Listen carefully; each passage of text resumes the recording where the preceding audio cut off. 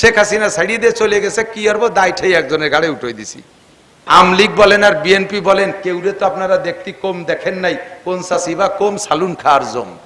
আমাকে এদিক কয় না একটা প্রবাদ, কোন চাষিবা কম সালুন খার জম। সব চাষিরে দেখছি, আমাকে আদ্য দরকার নাই। এবার একটু দোয়া করেন যাতে আল্লাহ তাআলা কোরআন এবং হাদিস অনুযায়ী দেশ চালানো, কোরআন সুন্নাহ ইসলামী স্টেট বাংলাদেশকে বানায় দিক, বলেন আমিন। এতে কি একমত আছেন? আপনারা আছেন? কারা কারা একটু দেখবেন, হাত দেখাবেন। আমি এর ভিতরে আমলিগির লোক আছে, বিএনপির লোক আছে, আমি সব বাদ দিছি। আমার বাড়ি গোপালগঞ্জ, গায়ে নৌকোর গন্ধ সারা বাংলাদেশ থেকে সবাই কয়, কিন্তু নৌকো ভৌকো আর দানের শেষ মানে শেষ কোনো তার আর দাবদারি না। এখন যেহেতু ফ্রি মাঠ পাইছি, এবার আল্লাহর কোরআনকে বাংলা জমিনে প্রতিষ্ঠিত করতে হবে, ঠিক আছে না ইনশাআল্লাহ? এর জন্য শর্ত হলো মৌলবীরা এক হতে হবে। কারণ মৌলবীরা এক হতে হবে। 3 মৌলবী 13 দললি আমরা কোনোদিন পাবো না। আমাকে জন্য একটু দোয়া করেন যাতে আমরা হুজুররা যাতে এক হয়ে আপনাকে কাছে আসতে পারি, এই দোয়াটুক আপনাকে কাছে চাই। পরে জালালি খতম পড়ে আমরা আপনাকে জন্য দোয়া করে দেবো ইনশাআল্লাহ। অধ্যকার মাহফিলের সম্মানিত সভাপতি মাদ্রাসার মোহতামেম সাহেব হুজুর, আসাতেজায়ে কেরাম, আজকের মাহফিলের দাওয়াতি উলামায়ে কেরাম, আজিজ আমতোলাবা, বিভিন্ন মসজিদ থেকে এসেছেন আয়েম্মায়ে মাসাজিদ, প্রাণপ্রিয় দেশবাসী, পর্দার আড়ালে বসে থাকা মা ও বোনেরা, অত্যন্ত দামি মাসের দামি রাত, ফেন্ডারে নিচু করে আমার নিচের দিক গলা বসে যায়, চেয়ারেতে নামা যায়।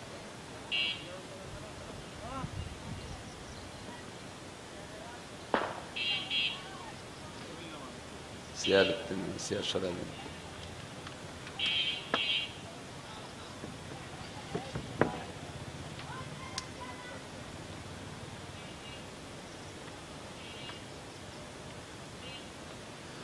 মাসের নাম আরবিতে রবিউল আউয়াল, জানা আছে আপনাদের? আর রাত জুমার রাত। মাসটা দামি। এ মাসে আমাদের নবী দুনিয়ায় এসেছিলেন। আমরা খুশি না বেজার? আবার এ মাসেই নবী দুনিয়া থেকে বিদায় নিয়েছেন। এবার খুশি না বেজার? এবারও খুশি। আনন্দ এবং শোক দুইটা এক জায়গা হয়ে গেছে। আনন্দ শোক বিজড়িত মাস। এ মাসে নবী দুনিয়ায় এসে সারাটা দুনিয়াকে ধন্য করেছেন। লাউলাহুমা খালাকাল আফলাকা খালিকুহা লাউলাহুমা খারাজাল ইনসানু মিন আদামি।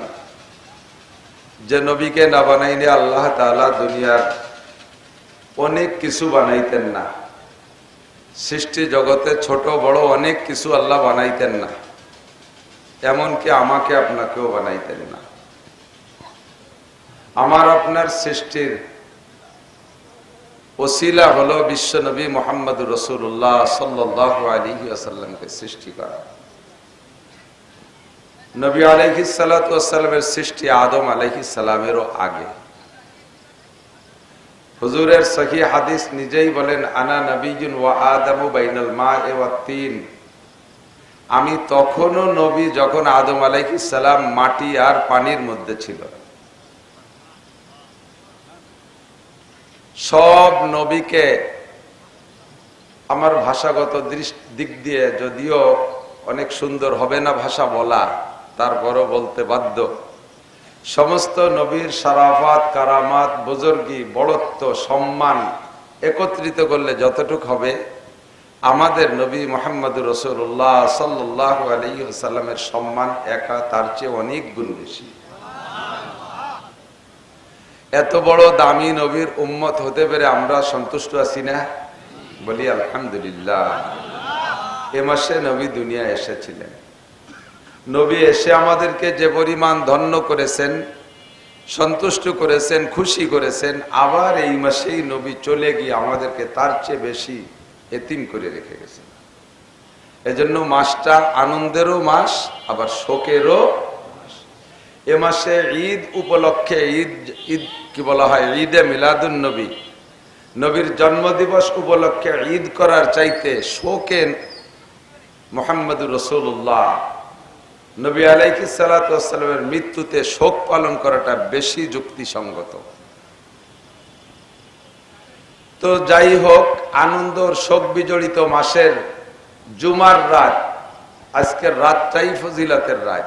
মাগরিবের পর থেকে নিয়ে আগামী সন্ধ্যা পর্যন্ত যদি কোনো মোমেনের মৃত্যু হয়, আজকে মাগরিবের পর থেকে নিয়ে আগামীকাল মাগরিবের আগ পর্যন্ত 24 ঘন্টার মধ্যে, 24 ঘন্টাকে জুমা ধরা হবে, জুমার দিন রাত। এর ভিতরে যদি কোনো মোমেনের মৃত্যু হয়, আল্লাহ তাআলা কিয়ামত পর্যন্ত তার কবর আযাব মাফ করে দেন। অত্যন্ত দামি রাত। আমাদের বাংলাদেশের সিজন হিসেবে এখনো বর্ষাকাল, বৃষ্টি হওয়াটাই নিয়ম, আর বৃষ্টি না হওয়া অনিয়ম।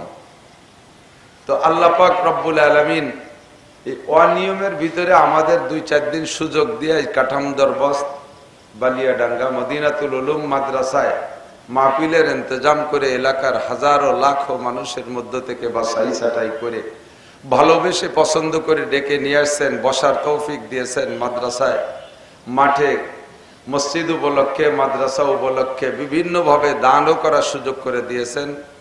আসরের থেকে নিয়ে ঈশা এ পর্যন্ত হযরতে উলামায়ে কিরামের কাছ থেকে অনেক কথা শোনার সুযোগ দিয়েছেন। সবাই পড়ি আলহামদুলিল্লাহ। মাঝে মাঝে বলে থাকি, সেই বলা কথাগুলো আবারও বলি, ওয়াযাক্কির ফাইন্নায যিকরা তানফাউল মুমিনিন। নতুন আর কিছু আমাদের কাছে নাই। প্রায় 30 বছর যাবত ওয়াজের মাঠে, বুড়ো হয়ে গেছি, দাড়ি গজানো শেষ হয় নাই, সেই সময় থেকে শুরু করছি, আর এখন দাড়ি গজানো শেষ, পাকাও 12 আনা পাইকে গেছে। বয়স 50-এর বেশি, 55 ধরছে, বার্ধক্যে চলে আসছি। আল্লাহ, এই এতদিন পর্যন্ত এলাকায় দিয়ে বয়ান করছে, আমাদের আপনাদের প্রয়োজনীয় কোনো কথা বলতে আর বাকি রাখি নাই। আর আমার স্বভাব, আমার সিস্টেম যেটা উম্মতের নগদ প্রয়োজন যেটা, সেইটা নিয়ে আমি আলোচনা করি। ছোট মানুষ, বেশি বড় না, বেশি বড় না মানে মোটেই বড় না, একেবারেই ছোট। জালিয়ে যত ছোট হয়, তার জালও ছোট হয়, তার মাছও ছোট হয়, তার মাছ ধরার জায়গাও আঞ্চলিক খালকুয়ো, ঠিক না? ছোট ছোট চিকুন জাল দিয়ে মাছ মারে, চেলা, ফুটি, তেলুটাই বাইতুটাই, এই ছোট বাইন কুইতে মুইতে যা পায় তাই বাজারে বেচে। আর জাইলে যদি বড় হয়, বড় বড় বাসাড়ি আর বড় বড় টলার নিয়ে সাগরে চলে যায়, জালের ফাঁসা এত বড় বড়, ছোট মোটো মাছ হতে বাঁধে না, বড় বড় মাছ বাঁধে।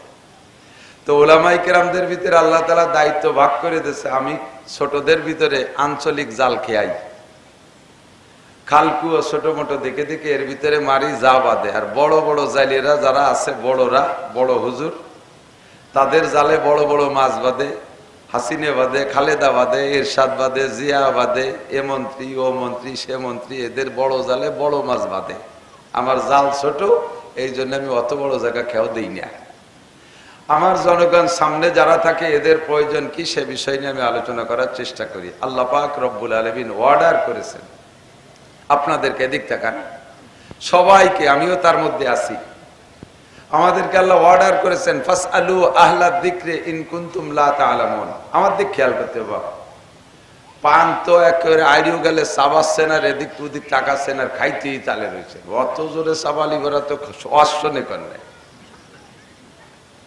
একসাথে 2 কাজ ভালো হয় না। কথাখান তাও বলে থাকি, আখের ক্ষেতের ভিতরে বাদাম লাগাইলে ভরা ভালো হয় নাকি? ধান বুনলি ভালো হয়? আখের ক্ষেতে আখই হইতে দিতে হয়, ওর ভিতরে আর এক ফসল ভালো হয় না, ঠিক না? তাহলে ওয়াজের ক্ষেতের মধ্যে বাদামের চাষ, পানের চাষ, বিড়ির চাষ, মোবাইলের চাষ, এই সমস্ত চাষ বাদ দিতে হবে। এটা আমি বলি না, আল্লাহ পাক নিজেই বলেছেন, কোরআন শরীফ সব কিছুতে সাজানো, শুধু খুঁজে খুঁজে বের করে পেশ করতে পারলেই হবে। এদিক টাকা আল্লাহ পাক বলেন, ওয়াইদা কুরিআল কুরআনু ফাসতামিউ, যখন কোরআন শরীফ তেলাওয়াত করা হবে, শুধু তেলাওয়াত, খেয়াল করে না এই যুবকরা, এই কথাটা বলার জন্যই তো আমি এই কথাটা বলতেছি, আয়াতটা আনলাম। যখন কোরআন শরীফ রিডিং তেলাওয়াত করা হবে, অথবা তার তর্জমা তফসির করা হবে, পড়ে পড়ে তর্জমা তফসির করা হবে। ফাস্তামিউ, অন্তরের কান দিয়ে শোনো। অন্তরের কান দিয়ে শোনো, ওই ভাসমান কান দিয়ে শুনলে হবে না। উড়ো কানে কানে বহু কথা আসে, কথা মনে থাকে না। যে কথাটা অন্তরের কান দিয়ে শুনবেন সেই কথাটাই মনে থাকে, ঠিক না? আর আমাদের ব্রেন তো মাশাআল্লাহ কত ভালো, অন্তরের কান দিয়ে শুনলেও মনে থাকে না। আমাদের এক বুজুর্গ, বহুত বড় আলেম, আল্লামা আনোয়ার শাহ কাশ্মীরি, ওলামাই কেরাম চেনে, পাবলিকরা খুব কম চেনেন। পাবলিকরা চেনে যে হুজুর ভালো ঝাঁকানাকা বয়ান করতে পারে, এলেম কালাম থাকুক আর না থাকুক, ওই হুজুর বড় হুজুর। আর ওলামাই কেরাম চেনে বড় আলেমকে। তো আমাদের বড় আলেমদের ভিতরে শেষকালে আইসা সবচেয়ে বড় আলেমদের তালিকায় অন্যতম আল্লামা আনোয়ার শাহ কাশ্মীরি। ওনার ব্রেন কেমন ছিল? হাটে বাজারে যাইতেন, কান বন্ধ করে যাইতেন। জিজ্ঞেস করা হয়, হুজুর এই হাটে ঢুকলে, বাজারে ঢুকলে আপনি কান বন্ধ করেন, স্টেশনে ঢুকে কান বন্ধ করে রাখেন কেন? কয় যে স্বাভাবিকভাবে উড়ো যে কথা মানুষে এলোমেলো বলা বলি করে, এই কথাটা আমার কানের মধ্যে গেলে সর্বনিম্ন 40 বছর মনে থাকে। ফাও কথা, বাজারে কথা যে খালি খালি আমার মেমোরিটারে বুঝাই করবো কে, এই জন্য কান বন্ধ করে রাখে যাতে শুনতে না হয়। আর যে কথাটা আমি মনে রাখবো বলে শুনি, ওইটা আমি জীবনেও ভুলি না। বলবেন না সুবহানাল্লাহ? আর আমি আপনি মনে রাখবো বলে শুনলিও জাগাইতে ভুলে যাই। এই জায়গা কি বিল্লাহ, নাউজুবিল্লাহ। দুই ইংরেজ দিল্লির রেল স্টেশনে দুই ইংরেজ বৈশা তুমুল ঝগড়া। ওই জায়গায় উপস্থিত শুধু আনোয়ার শাহ কাশ্মীরি, আল্লামা আনোয়ার শাহ কাশ্মীরি ওখানে উপস্থিত। দুই ইংরেজ ঝগড়া করতেছে ইংরেজিতে। উনি ইংরেজি জানেও না, ইংরেজি কোনোদিন পড়েও নাই। আমার ফুকরে মোহতান শাহ হুজুর বলতেন, ইংরেজিতে আমি আলিফও জানি না। ইংরেজিতে আলিফ আছে নাকি? তো উনি ইংরেজিতে আলিফও জানে না। উনার সামনে দুই ইংরেজ ঝগড়া, প্রায় মারামারি লাগার মতো। ঝগড়া যখন করে তখন তো যার যার কায়দায় বলে। ও কথার কি একজনের কথা শেষ হলে আর একজনে কয় নাকি? একটার মধ্যে একটা আইলো ঝেলো মারতেই থালে আছে। অবশেষে দুইজনের বিষয়টা নিয়ে মামলা হইছে। মামলা হইলে কোর্টে তো সাক্ষী চায়। তো বললো যে আপনাদের সাক্ষী আছে? তখন এক মৌলবী সাহেব ছিল, তাই ছাড়া আর কেউ ছিল না। সেই মৌলবী সাহেবরে আনলে উনি যদি বলতে পারে, উনি যা বলবে উনার কথা অনুযায়ী বিচার হবে। পরে অনেক খোঁজাখুঁজি করে ওই দুইজন পাইছে সেই মৌলবী সাহেব আনোয়ার শাহ কাশ্মীরিকে। তা আনোয়ার শাহ কাশ্মীরিকে নিয়ে কোর্টে নেওয়ার পরে জজ সাহেব বলছে যে আপনি কি এই দুজনে ঝগড়ার সময় ছিলেন? বলে জি ছিলাম। তো দুইজনে কি বলা বলি করছে বলতে পারবেন? কয় যে দুইজনে বলছে ইংরেজি, অত আমি ইংরেজিতে আমি বুঝি না। তবে দুইজনে ঘন্টাখানিক ঝগড়া করছে। ওই ঝগড়ার ভিতরে যা বলা বলি করছে, যে ইংরেজি টুক হুবহু দুইজনেরটা আমি শুনেই দিতে পারি কিনা কি কইছে। এই দুইজনের এলোপাতাড়ি ইংরেজি উনি শুনে দিয়েছে, অথচ ইংরেজিতে একটা ওয়ার্ডের তর্জমা উনি জানে না। Computer tape record. তো যে কথাগুলো উনি অন্তর দিয়ে খেয়াল করে শোনে, ওটা কোনোদিন ভোলে না। আর যেটা উড়ো শোনে, ওটা 40 বছর মনে থাকে। আমাদের ব্রেন লক্ষ্য করে শুনলেও মনে থাকে না। আর সেই জায়গা যদি বাদাম, চানাচুর, পান, সাবা সাবির মধ্যে শোনেন, তাহলে তো হবেই না। লম্বা সময় এখানে দেশেন, আরো ঘন্টাখানিক দেবেন। এই সময়টার হিসাব কিয়ামতে আল্লাহর কাছে দেওয়া লাগবে কি লাগবে না?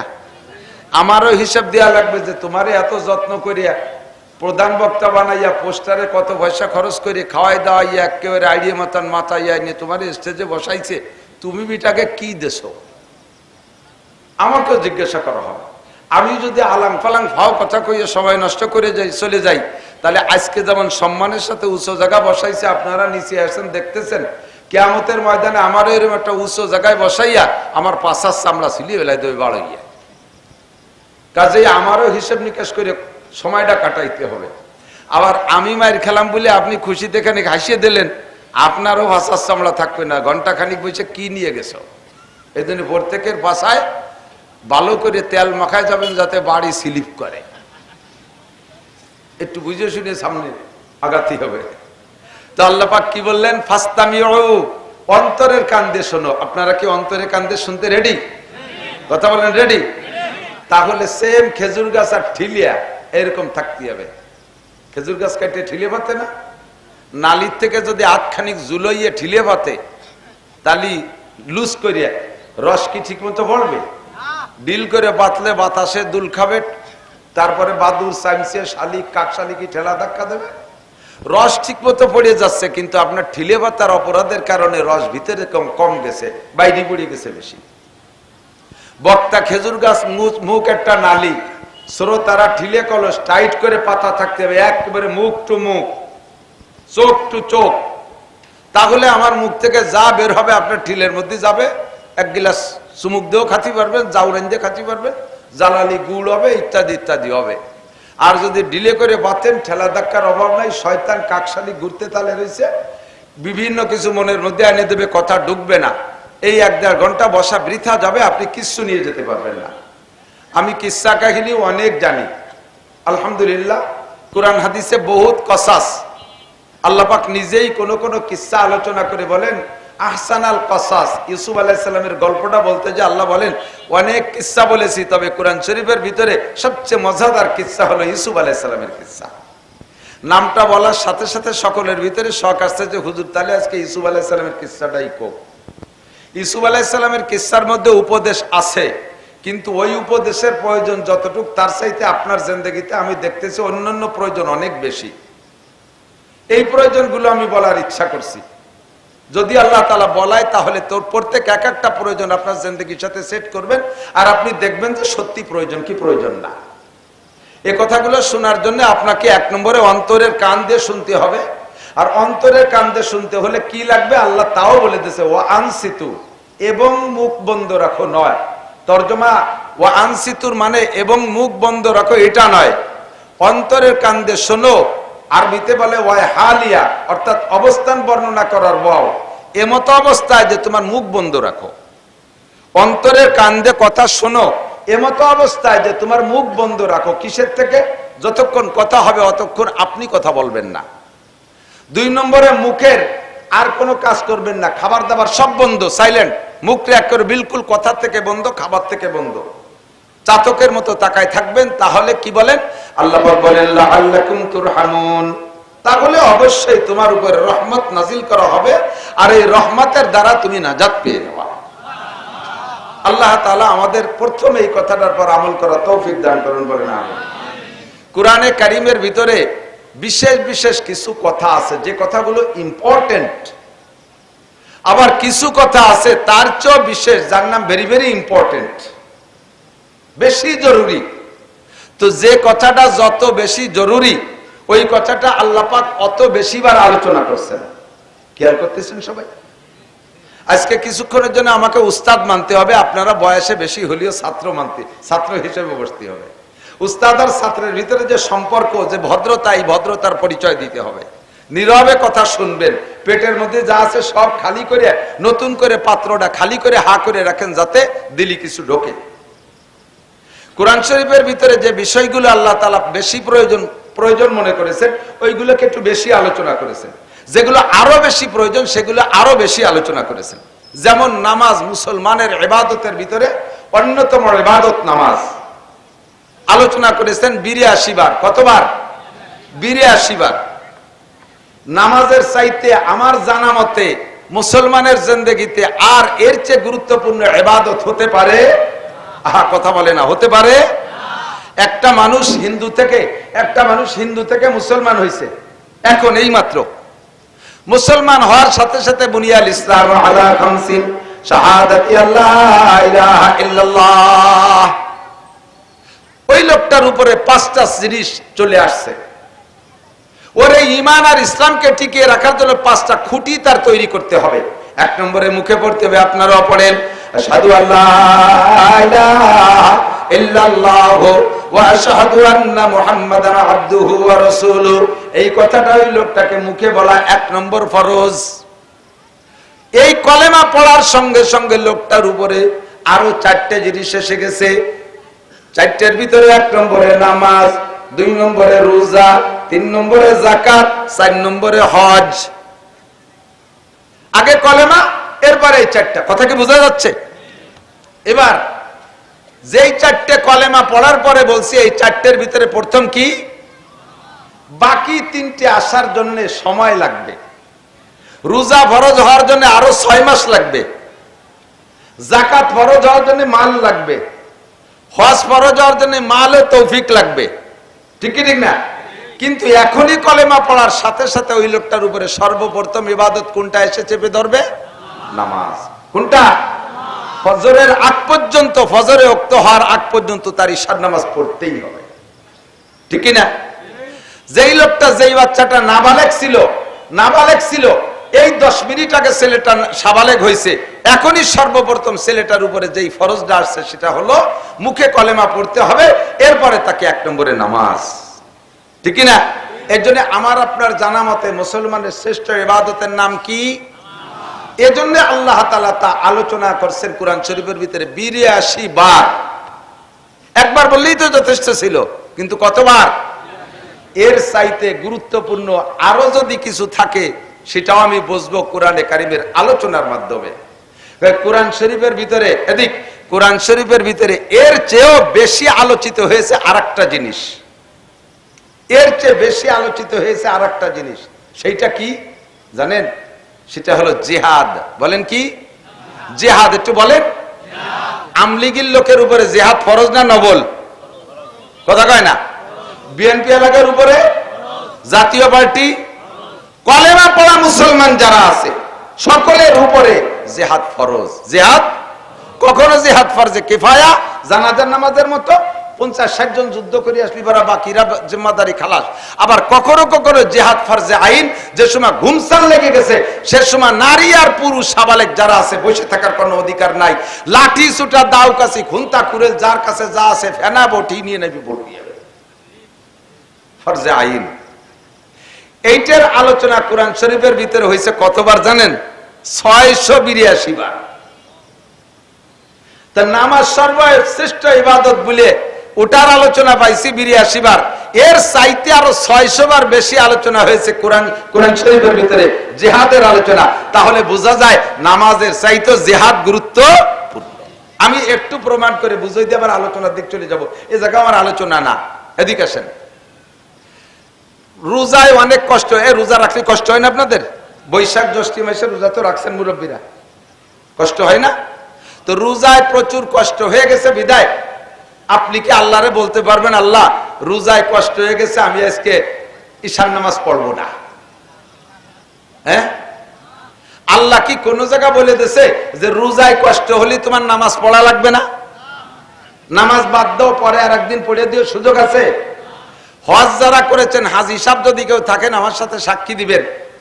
আর ইদানিং হজ হয়ে গেছে বড় সহজ, সব জায়গা গাড়িতে যাওয়া যায়, আর ইচ্ছে করলে পায়ে হেঁটেও হজ করা যায়।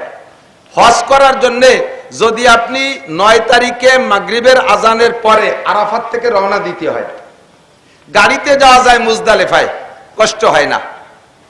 তাও মুজদালিফায় 11 কিলোমিটার পথ যাইতে গাড়িতে 3-4 ঘন্টা সময় লেগে যায়, এত জ্যাম। আর পায়ে হেঁটে যদি যান, মাগরিবের নামাজের আজানের পরে ওখানে নামাজ পড়া যাবে না। আজান হবে আরাফাতে, কিন্তু নামাজ হবে না। নামাজ পড়তে হবে মুজদালিফায় যাইয়ে, যত রায় তোক রাস্তায় পড়লেও হবে না, ওই নামাজ আবার পড়ে দিতে হবে। রাস্তায় পড়লে হবে না। আরাফাতের থেকে মাগরিবের আজান হওয়ার পরে হজের উদ্দেশ্যে মুজদালিফার উদ্দেশ্যে রওনা দেবেন।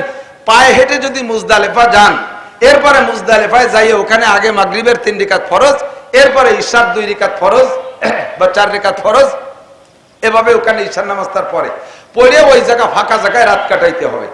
ফজরের আজান দেওয়ার পরে ফজরের নামাজ মুজদালিফায় পড়া সেখান থেকে শয়তান মারার জন্য জামরায় যেতে হবে।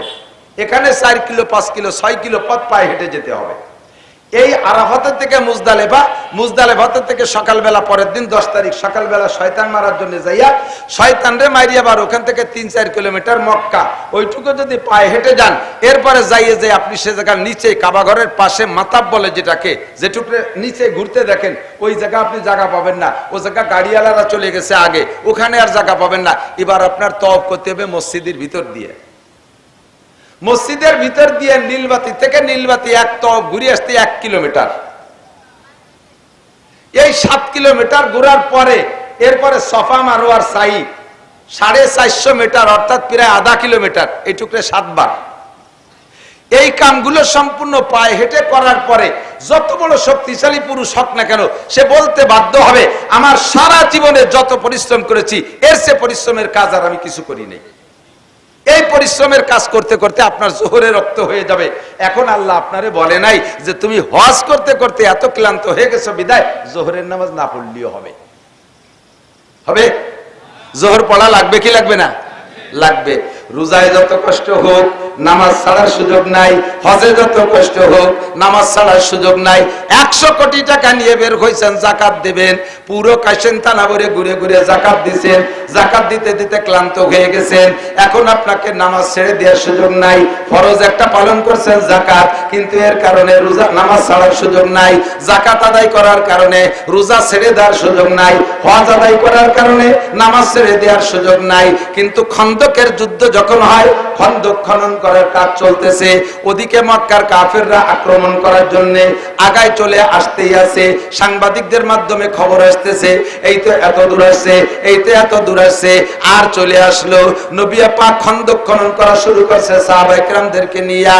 এবার খন্দকের কাছে কাছে যখন কাফেররা চলে আসছে, খন্দকের কাজ শেষ হয় নাই, হুজুর জোহরের নামাজ বাদ দিয়েছে, কয় নামাজ থাক, আগে খন্দক খুঁজা শেষ হয় নাই, আসরের রক্ত চলে আসছে, কয় নামাজ বাদ দাও, আগে খন্দক খনন করো। আসরের রক্ত চলে গেছে, আদায় করতে পারে নাই, মাগরিবের রক্ত চলে আসছে, খন্দক খনন করা শেষ হয় নাই, কয় থাক নামাজ মাগরিব, আগে খন্দক খনন করো। মাগরিবের নামাজও পড়েন নাই, চলে আসছে ঈশা রক্ত, কয় থাক ঈশা বাদ দাও, কাফেররা চলে আসছে, আগে খন্দক খনন করো। যোহর আসর মাগরিব ঈশা 4 ওয়াক্ত নামাজকে নবী কাজা কইরা নামাজ পড়েন নাই, হুজুর খন্দক খনন করেছেন জিহাদের জন্য। এজন্য জিহাদের হুকুম যে আল্লাহ 682 বার বলেছে, প্রমাণ করে এটা জায়গা বিশেষ নামাজের চাইতে বেশি গুরুত্ব বহন করে। কথা বলেন ঠিক কি ঠিক না? আর মুসলমান নামাজ পড়তে রাজি, রোজা রাখতে রাজি, হজ করতে রাজি, উমরা করতে রাজি, টাকা হইলে যাকাত দিতে রাজি, দাড়ি রাখতে রাজি, সমস্ত বিধান পালন করতে রাজি। কিন্তু এক শ্রেণীর মুসলমানের কাছে যখন জিহাদের আলোচনা করব, তখন তারা বলে এগুলো জঙ্গি হুজুর, এগুলো লাদেন বাহিনী, এগুলো অমুক দলের হুজুর, ইত্যাদি ইত্যাদি বলে গালি দেয়। যেই লোকটা এ সমস্ত উক্তি করে, ওই লোকটার ঈমান নষ্ট হয়ে গেছে। কোরআনে কারীমের 682টা আয়াতকে আপনি অস্বীকার করেছেন। একটা আয়াতকে অস্বীকার করলে আল্লাহ নবী বলেন মা আমানা বিল কুরআনে মান ইস্তাহাল্লা মাহারিমাহু। কোরআনের একটা আয়াতকে যদি কেউ অস্বীকার করে, বাকি 6665টা আয়াতকে বিশ্বাস করে, মাত্র একটা আয়াতকে অস্বীকার করে, ওই লোকটা কাফের, ওই লোকটা বিনা হিসাবে। শহীদি মরণের তামান্না রাখবা, শহীদি মরণে 11টা গিরে দিয়া, ওর ভিতরে মন্তর পড়ে গিরে দিয়ে খেজুরের ভিতরে খেজুরের সিল্কের ভিতরে পেঁচাইয়া, এরপরে একটা ইন্দারা কূপের নিচে নিয়ে ডুবোই যাইয়া একটা পাথরের পর রেখে আর একটা পাথর চাপা দিয়ে রেখে আসছে। এরপরের থেকে নবী আলাইহিস সালাতু ওয়াসসালাম পাগল পাগল ভাব, উন্মাদ উন্মাদ ভাব, কি বলেন তা মনে থাকে না, খাইয়ে কয় খাই নেই, না খেয়ে কয় খাইছি, এরকম এলোমেলো বলা শুরু করছে। 1 মাস পর্যন্ত এই অবস্থা। এই অবস্থার ভিতরে হুজুর ঘুমাই গেছেন। ঘুমের ভিতরে জিবরিল আলাইহিস সালাতু ওয়াসসালাম অন্য যত 114 সূরার ভিতরে 112টা সূরা হুজুরকে জীবদ্দশায় হুজুরের সজাগ অবস্থায় নাজিল করেছে। আর ফালাক আর নাস পেয়েছেন হুজুর স্বপ্নে। স্বপ্নে এসে জিবরিল আলাইহিস সালাতু ওয়াসসালাম বলতেছেন হুজুর আপনার এই অবস্থা কেন? হুজুর কয় তা তো বুঝি না। জিবরিল বলতেছেন লবিদ ইবনে আসম আপনাকে জাদু করেছে, অমক ইন্দারা কূপের ভিতরে সেই জাদু আছে, আপনি একজন ডুবরি সাহাবা দিয়ে ওই ইন্দারা কূপের থেকে জাদুটা বের করে আইনা দেখবেন ওর ভিতরে 11টা গিরি আছে। সূরা ফালাকে 5 আয়াত আর সূরা নাসে 6 আয়াত, এই 5 আর 6 11 আয়াত। এই 11 আয়াত পড়িয়া 11টা গিরে খুলে ফু দিয়ে জাদুটাকে নষ্ট করে দেবেন, এরপর ওটাকে পোড়ায় ফেলবেন। আর দুনিয়া যত জাদুটুনা হোক না কেন, ফালাক আর নাস পড়ে ঝাড়ফুঁক করলে আল্লাহর রহমতে সব সুস্থ হয়ে যাবে।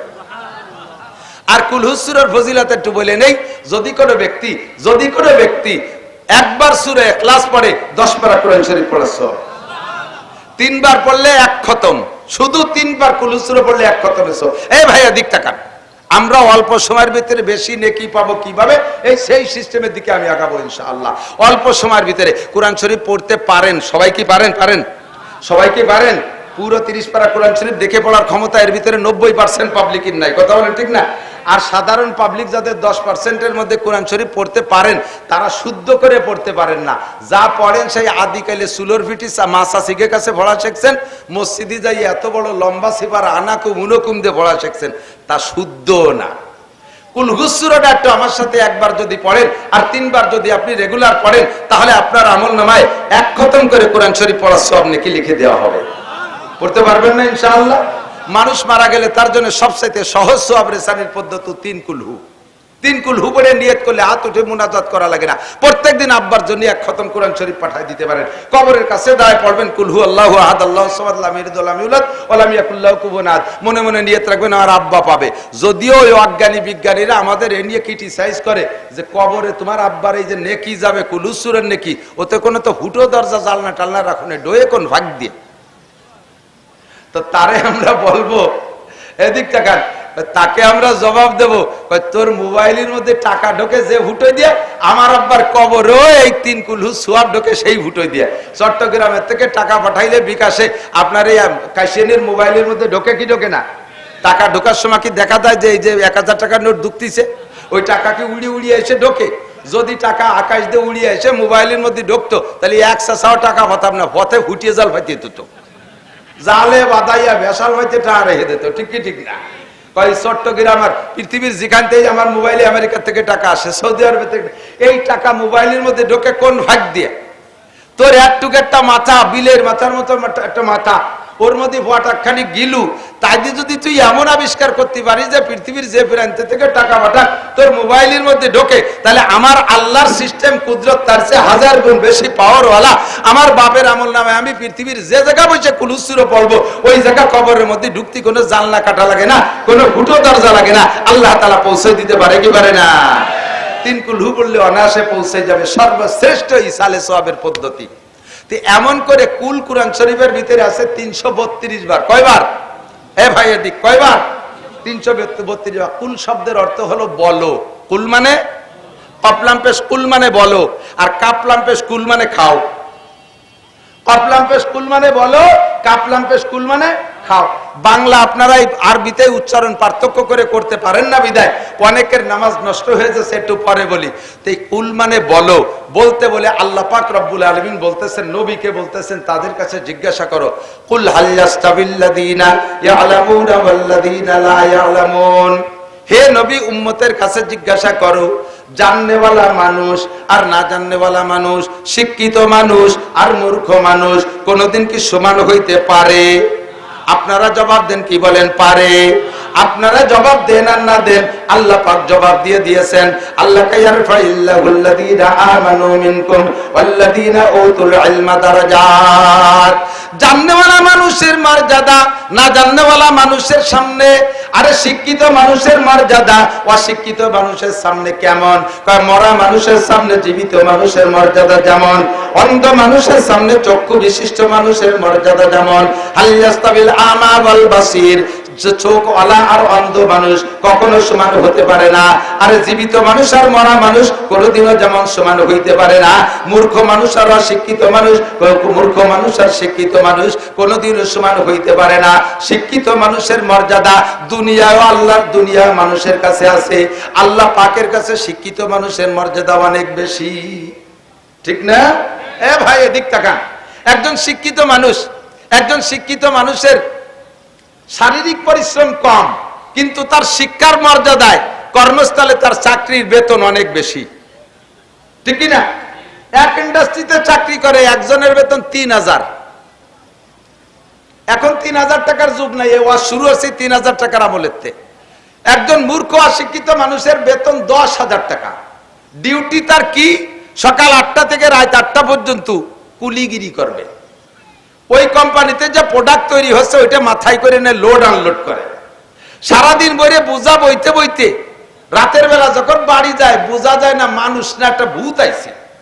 আর যদি আলকাতরা কোম্পানিতে চাকরি হয়, লোকটা যদি মোটা সোটা বুড়িয়ালা হয়, রাতের বেলা আলকাতরা টিন মাথায় আসছে, একটা ফুটো টিন নিতে মাথায় দিয়ে শেষেরায় পড়িয়ে সারা গা ভাইসে কালা হয়ে গেছে।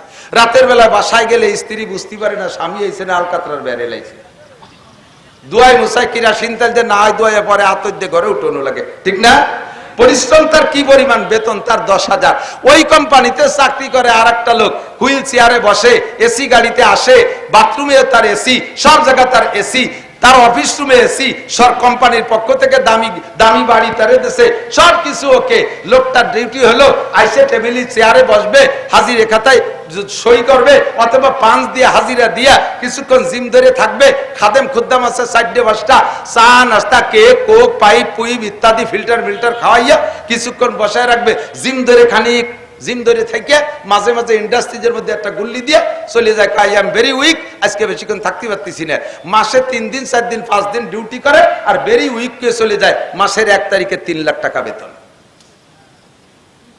এই যারা লেখাপড়া শুইস না, 7.5 পাস করে অটো একখান দিয়ে রাস্তায় নামিয়ে গেছো, নসিমনের ধাক্কা খাইয়ে খালের মধ্যে যে শীতে পড়ি দাও। লেখাপড়া বাদ দিয়ে খালি মোটর সাইকেল, লেখাপড়া করবো কি? সব জায়গা খালি বৈষম্য, চাকরি বাকরি দেয় না, পড়ালেখা শিখলে তাকে ঘুরি লাভ কি? এটা একটা কথা, এটা বেকায়দা কথা না।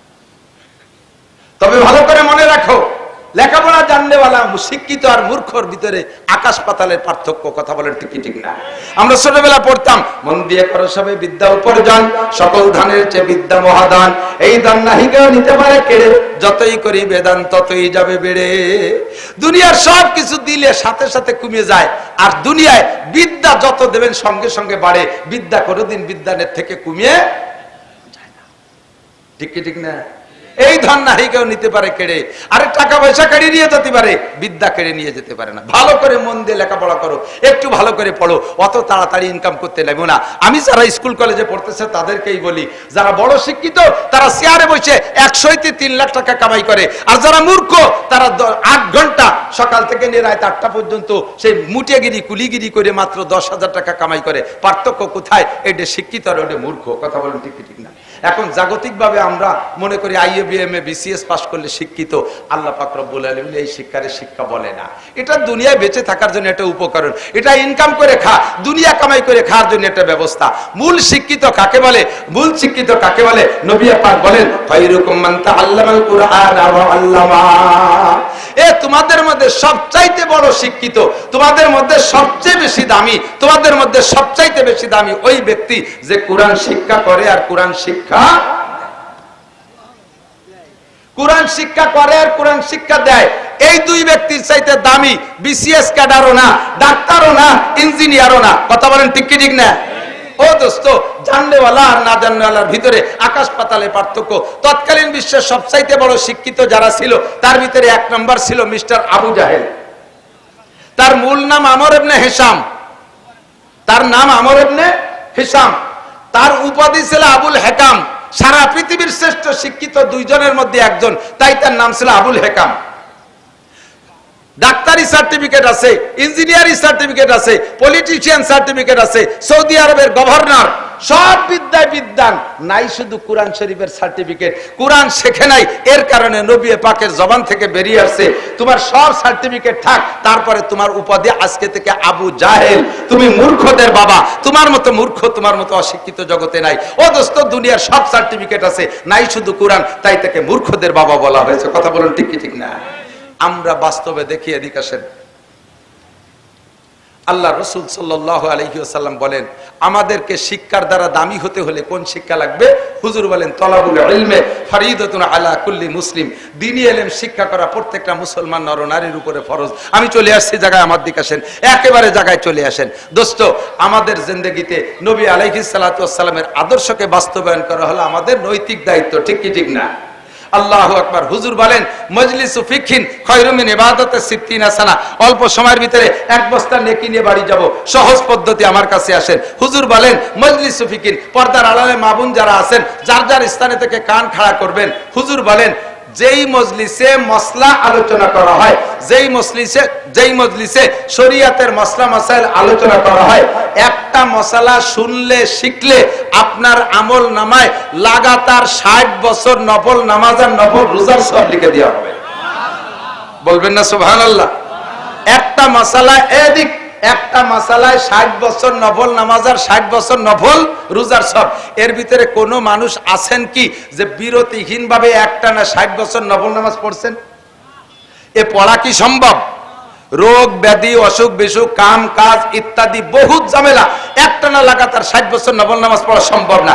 তো লাগাতার বিরামহীন 60 বছর নফল নামাজ পড়লে যেই নাকি, এটা হাতে রাখেন। আর বিরতিহীন ভাবে একটানা 60 বছর নফল রোজা রাখবেন, রমজানের ফরজ রোজা বাদে, এরপরে 5 দিন রোজা রাখা হারাম, এই 35 দিন বাদে বছরের আর 330 দিন একটানা নফল রোজা রাখলে যেই নাকি, একটা মাসালা শুনলে সেই নাকি, বরঞ্চ তার চেয়ে বেশি নাকি। এ কথা তো জীবন ভরে শুনি, একটু ভালো করে বুঝে শুনি, এদিক তাকান, ভালো করে বুঝে শুনেন। এমন কি মাসালা আছে যে একটা মাসালা শুনলে এত নেকি দেওয়া হবে? জিন্দেগিতে এমন এমন মাসালা আছে যেই মাসালা না জানা থাকার কারণে আপনার ফরজ ইবাদত গুলো নষ্ট হয়ে যাচ্ছে, আপনার ফরজ ইবাদত গুলো হচ্ছে না। কিয়ামতে আল্লাহ পাক আপনাকে জিজ্ঞাসা করবে না সবে বরাতে নফল নামাজ পড়ছো নাকি, সবে কদরে নফল নামাজ পড়েছো নাকি, সবে মেরাজে নফল নামাজ পড়েছো নাকি, মেরাজের রোজা রাখছো নাকি, সবে বরাতে রোজা রাখছো নাকি, তাহাজ্জুদের নামাজ পড়ছো নাকি, ইশরাকের নামাজ পড়ছো নাকি, আবিনের নামাজ পড়ছো নাকি। এর কোন নামাজ সম্পর্কে আল্লাহর কসম আপনাকে জিজ্ঞাসা করা হবে না, আবিনের নামাজ জিজ্ঞাসা করা হবে না, কোন নফল নামাজ জিজ্ঞাসা করা হবে না। কিন্তু আউয়ালু মা ইউহাসাবু বিহিল আবদু ইয়াউমাল কিয়ামাতিস সালাহ, কিয়ামতের ময়দানে সর্বপ্রথম জিজ্ঞাসা হবে ফরজ নামাজ। একটু বলেন কি নামাজ? একটু বলেন কি নামাজ? ফরজ নামাজ সম্পর্কে জিজ্ঞাসিত হবেন। ফামান সালুহা, যেই ব্যক্তি ফরজ নামাজ সুন্দর করে আল্লাহকে জবাব দিয়ে যেতে পারবেন, সালুহা সাইরি আমালিহি, ওই লোকটা আর কোনো জায়গা ঠেকবে না, সব জায়গা বিনা হিসাবে পার হয়ে চলে যাবে। এখন আমার আপনার জিন্দেগিতে এমন এমন মাসালা আছে যেই মাসালা না জানা থাকার কারণে আমার ফরজ নামাজ হচ্ছে না। কিয়ামতের ময়দানে এর ভিতরে আমি চেহারা দেখে বুঝতেছি হাজার হাজার মানুষ আছেন কিয়ামতের ময়দানে যারা দুনিয়ায় রেগুলার নামাজ পড়ছেন, অথচ হাসরের মাঠে বেনামাজি হিসাবে বিনা হিসাবে জাহান্নামে চলে যাবেন। খেয়াল করতেছেন না? এমন এমন মানুষ আছে সারা জিন্দেগি নামাজ পড়ছেন, অথচ কিয়ামতে যারা কোনোদিন দুনিয়ায় নামাজ পড়ে নাই, এই বেনামাজিরা যেভাবে বেনামাজি হিসেবে জাহান্নামে যাবে, আপনি সারা জীবন নামাজ পড়ে সেইভাবে বেনামাজি হিসেবে জাহান্নামে চলে যাবেন। এবং একাকোক্ত নামাজের কারণে আপনাকে 230 কোটি 40 লক্ষ বছর জাহান্নামে পোড়া লাগবে। নামাজ পড়ার পরও আপনাকে এই সাজা ভোগ করা লাগবে। আপনার নামাজ হয় নাই, কেন হয় নাই? আপনার বিশাল নামাজের ভিতরে 2 রাকাত নামাজ পড়তে 12,000 মাসআলা লাগে। সর্বনিম্ন কত? ইমামে আবু হানিফা রহমতুল্লাহ আলাইহির জামানায় উনি হিসাব করছেন 2 রাকাতে 12,000 মাসালা লাগে। আর ইমামে আবু হানিফা যদি এখন হতেন তাহলে মাসালা আরো বেশি বলতেন, কারণ এখন নতুন নতুন কিছু মাসালা আসছে। যেমন ইমামে আবু হানিফার জামানায় মোবাইল ছিল না, বুঝলেন এই কথা? মোবাইল ছিল না। ইমামে আবু হানিফার জামানায় মানুষ চেয়ারে নামাজ পড়ে নাই। এখন আমাদের বাংলাদেশে চেয়ারম্যান, মসজিদি চেয়ারম্যান আছে না নাই? এই মসজিদি চেয়ারওয়ালা না মুসল্লি আছে না নাই? কোন কোন মসজিদে, ভালো ভালো মসজিদ, শহরের মসজিদে সামনের এক কাতারি চেয়ারম্যান।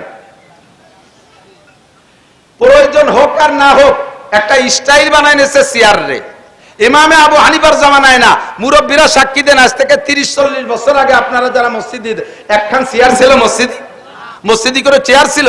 মসজিদি চেয়ার ছিল না। তাহলে এখন চেয়ার মসজিদি ঢুকছে, কাজেই চেয়ার সংক্রান্ত মাসালাও বলতে হবে, এটাও নামাজের মাসালা। ইমামে আবু হানিফার জামানায় মোবাইল ছিল না, এখন মোবাইল হইছে। মসজিদে ঢোকার সাথে সাথে মোবাইল বাজি ওঠে, আর মোবাইলের ভিতরে মুমতাজের গান। একদিকে ইমাম সাহেব কিরাত পড়ে আলহামদুলিল্লাহি রাব্বিল আলামিন, আর একদিকে মুমতাজের গান মোবাইলে বাজি ওঠে, বুকটা ফাটিয়ে যায়।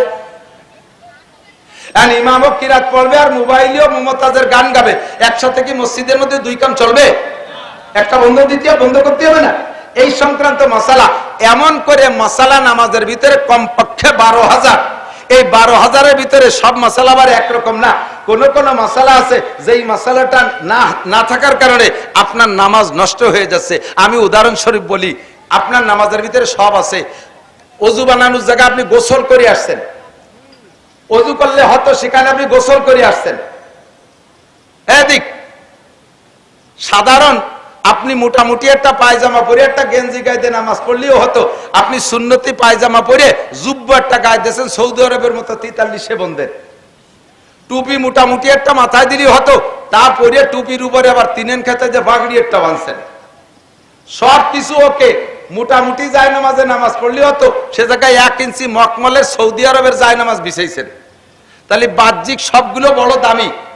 এবার কায়দা মতো দাঁড়াইয়া প্রথম রেখাতে আলহামদুলিল্লাহ সূরা পড়ে সূরা বাকারা ভরে ফেলাইছেন 2.5 পারা, দ্বিতীয় রেখাতে আলহামদুলিল্লাহ সূরা পড়ে সূরা আল ইমরান পড়ে ফেলাইছেন তাফিরায় পড়ে 2 পারা। তাহলে সবকিছু কত বড় বড়। ফাঁকে এই নামাজের ভিতরে ছোট্ট একটা মাসালা না জানা থাকার কারণে আপনার এত বড় বড় সবকিছু হওয়া সত্ত্বেও আপনার নামাজটা হয়নি। এরকম একটা ছোট মাসালা জানা থাকতে পারে ওর ভিতরে। আমি একটু বলবো, গাড়ি কিনছেন মোটরসাইকেল 3.5 লাখ টাকা দিয়ে, দামি মোটা একেবারে ট্রাকের চাকার মতো চাকা আছে, এত বড় তার ট্যাঙ্কি আছে, তার সবকিছু আছে, ডবল সাইলেন্সার, সবকিছু তার সুন্দর। এই গাড়ির কোনো তা অভাব নাই, টাঙ্কি ভরা তেল আছে, পেট্রোল দিলি চলতে ওয়াক্টেন ঢুকাইছেন, নতুন মোবিল দিয়েছেন, সবকিছু ফার্স্ট ক্লাস ফার্স্ট। শুধুমাত্র চাকার ভিতরে হাওয়া ঢুকানোর জায়গায় যে ছোট্ট একটা বাল্ব টিউব, ওই বাল্ব টিউবটা নাই। গাড়ি চলবে? কতক্ষণ চলবে?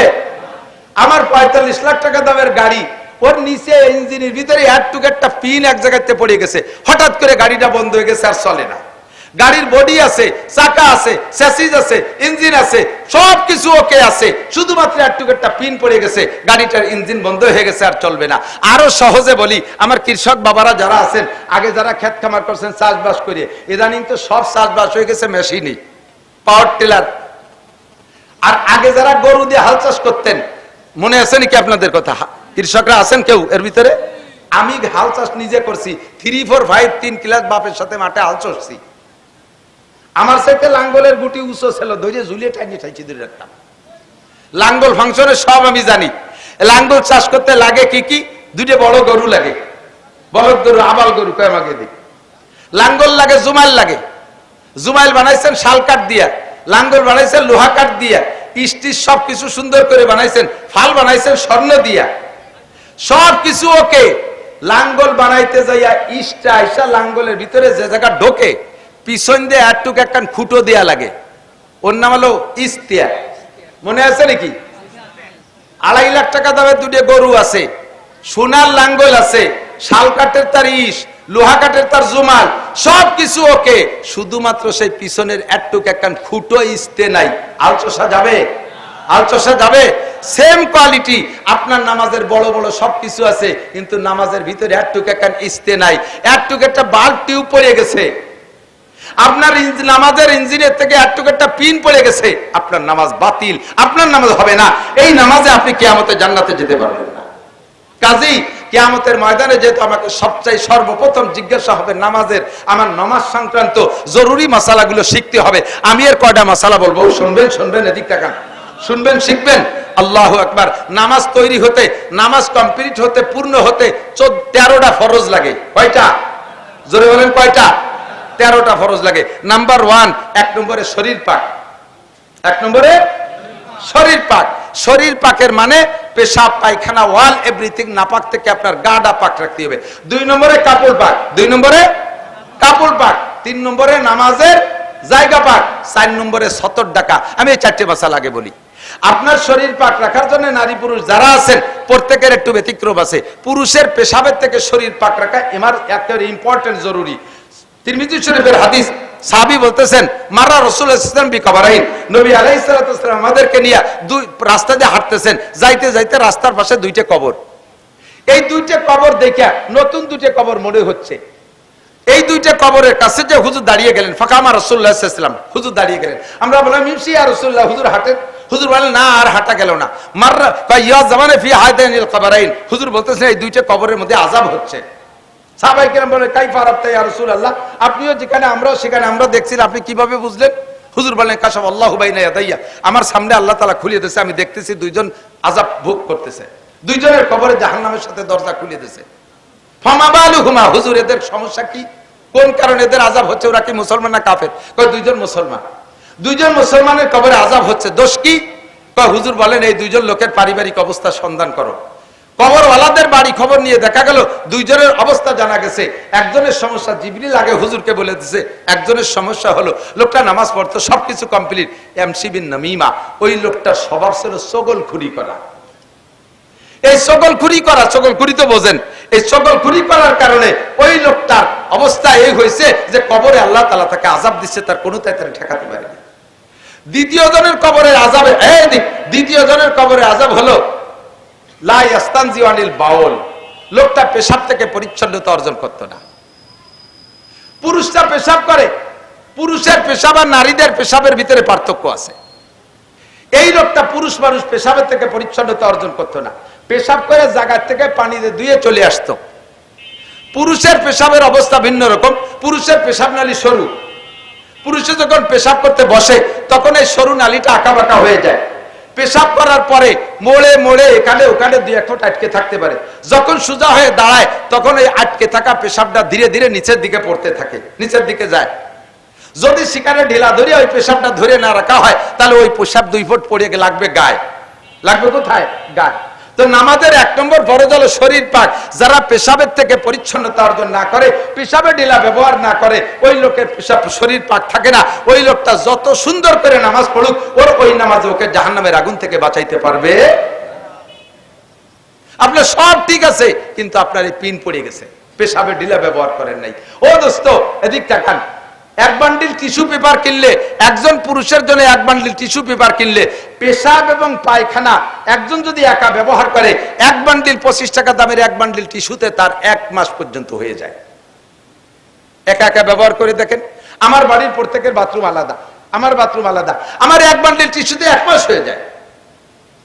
দোস্তরে কিয়ামতের ময়দানে পরিষ্কার হাদিসে আসছে, যে ব্যক্তি দুনিয়ায় পেশাব পায়খানা ঢিলা ব্যবহার করলো, কিয়ামতের ময়দানে আল্লাহ তাআলা ঢিলাগুলোকে রূপ পাল্টাইয়া আপনার নেকির পাল্লায় তুলে দেওয়া হবে। হযরত ওমর ইবনে খাত্তাব রাদিয়াল্লাহু তাআলা একটু একটা হাদিস আসছে, হযরত ওমর পেশাব কইরা ঢিলা ব্যবহার করছে, হযরত আলী দূর থেকে দেখে ফেলাইছে, দেখে ঢিলা ব্যবহার করার পদ্ধতি কি বলতে একটু শরম লাগতেছে। হযরত আলী দেখে হযরত ওমরকে বলতেছেন, ভাই আপনি পেশাবের পরে ঢিলা ব্যবহার করলেন কিভাবে?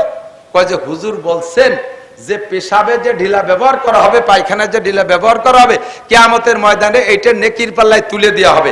এই জন্য আমি পুরো দুনিয়ারে ঢিলা বানাই ফেলাইছি, সারাটা দুনিয়ারে একটা কুলুক বানাই ফেলাইছি, যেভাবে করলে হয় যাতে সারা দুনিয়া আমার নেকির পাল্লায় উঠাই দেওয়া হয়। আসলে হিসাব হলো আমি যে যতগুলো ঢিলা ব্যবহার করব, এই ঢিলাগুলোর সংখ্যা হিসেবে কিয়ামতে নেকির পাল্লায় উঠবে। ও দোস্ত, পুরুষে মহিলাদের পেশাবে ঢিলা লাগে না, পুরুষের পেশাবে ঢিলা লাগে। আপনি যদি ঢিলা ব্যবহার না করেন, 1 নম্বরে শরীর নাপাক, 2 নম্বরে কাপড় নাপাক। শরীর নাপাক আর কাপড় নাপাক, আপনার নামাজ শেষ। আপনি যত বড় সূরা দিয়ে রুকুর ভিতরে সুবহানাল্লাহিল আযীম 39 বার, সিজদার মধ্যে 41 বার মেরে দিয়েছেন, তাতেও আপনার নামাজ হবে না। আপনি বিনা বেনামাজি হিসেবে 1 ওয়াক্তের নামাজের কারণে যেমন 80 হুকবা জাহান্নাম, আপনি নামাজ পড়ার পরেও আপনি 80 হুকবা জাহান্নামে পড়তে হবে আপনাকে। কাজে আজ থেকে আমরা পুরুষরা ঢিলা ব্যবহার করব, প্রত্যেকের পকেটে ঢিলা রাখবেন। আরে মুসলমানের পকেটে কেন ঢিলা থাকবে না? ঢিলা কেন থাকবে না? এখন সহজ হয়ে গেছে, মাটির ঢিলা না, টিস্যু পেপার ব্যবহার করলে পরিষ্কার হয়ে যাচ্ছে, এটা পকেটে কেন থাকবে না? 1 নম্বরে আপনি ঢিলা ব্যবহার করবেন, শরীর পাক। যদি আপনার শরীর না পাক থাকে, নামাজ। মা বোনরা এদিক তাকান, ছোট বাচ্চা, দুধের বাচ্চা কোলে পেশাব করে দিয়েছে, একটু হাত দিয়ে কোষ মাইরে ফেলাই দিয়ে ও জায়গায় একটু পানি ছিটে দিয়ে নামাজে দাঁড়াই গেছে। আপা আপনার বাচ্চা আপনার কোলের মধ্যে পেশাব করলো, আপনি তো দোলেন না, কয় যে ও ফেরেশতা, ওনারটা বলে ফেরেশতা। ফেরেশতার নাম কি? কয় নানটু। নানটু নামে কোনো ফেরেশতা আছে? আরে ফেরেশতাদের বৈশিষ্ট্য হলো লা ইয়াকুলু ওয়া লা ইয়াশরাবু, ফেরেশতারা খায় না, পান করে না। লা ইয়াবুতু ওয়া লা ইয়াবুলু, পেশাবও করে না, পায়খানাও করে না।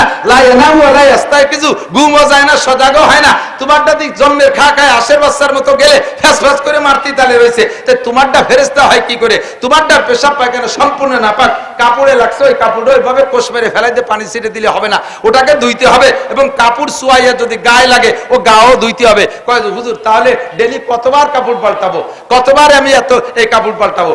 এত কাপড় তো আমার নেই। হ্যাঁ, আপনার কাপড় বেশি নাই, ঠিক আছে, নামাজের জন্য একটা কাপড় আলাদা করে রাখবেন, আপনার স্বাভাবিকভাবে ডেলি ব্যবহার করার কাপড় ব্যবহার করবেন।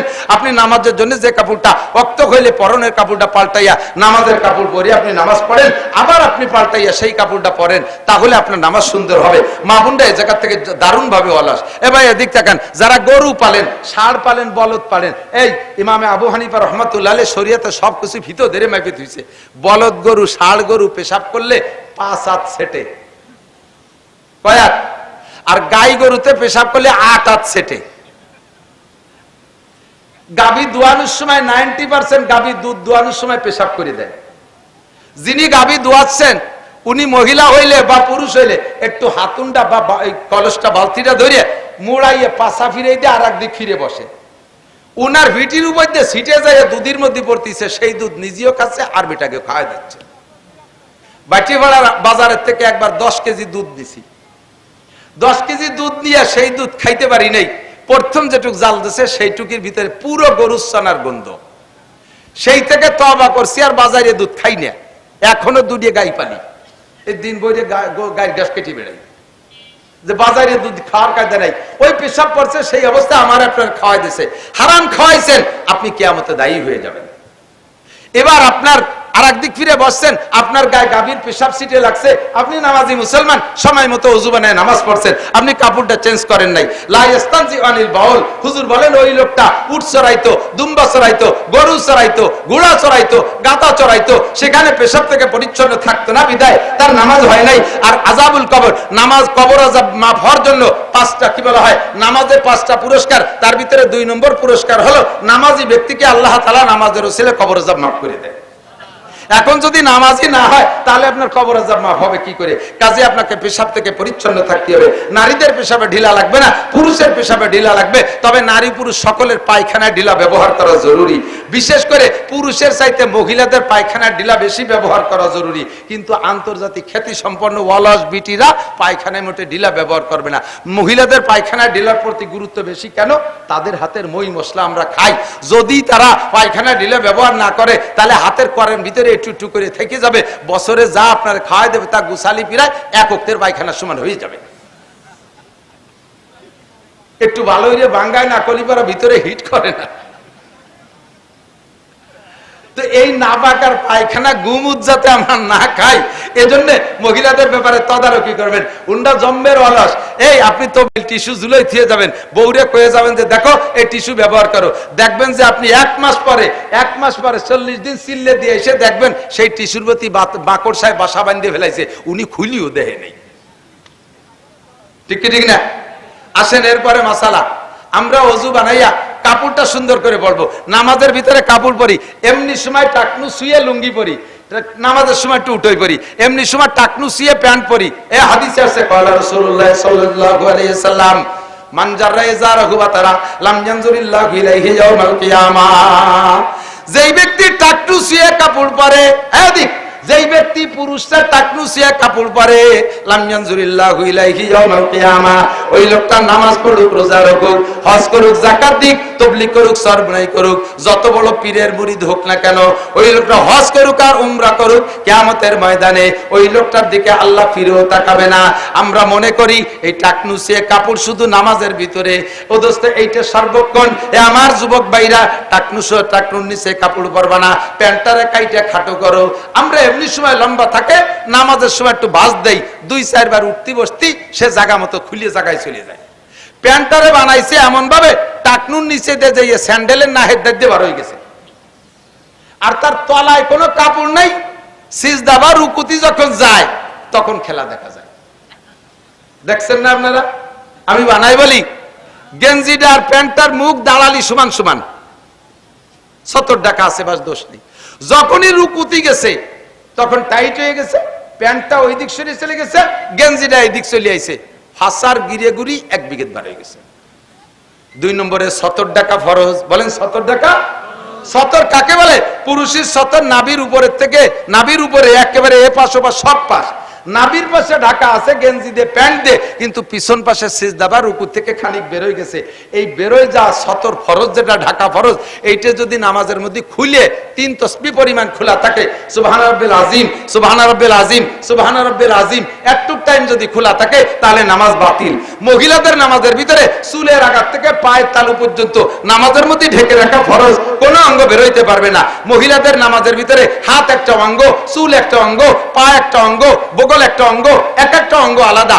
কাপড় যদি নামাজের ভিতরে পড়ছে ঠিক করে, কিন্তু নামাজের ভিতরে ফ্যানের বাতাসে মাথাতে কাপড় পড়িয়ে গেছে, মহিলা মনে করছে যে আমি তো দাঁড়াইছি তো ঠিক মতো, পরে ফ্যানে ভেলাই দিলে আমার দোষ কি? ওই অবস্থায় উনি নামাজ পড়িয়ে উঠছে, ওনার নামাজ হয়নি।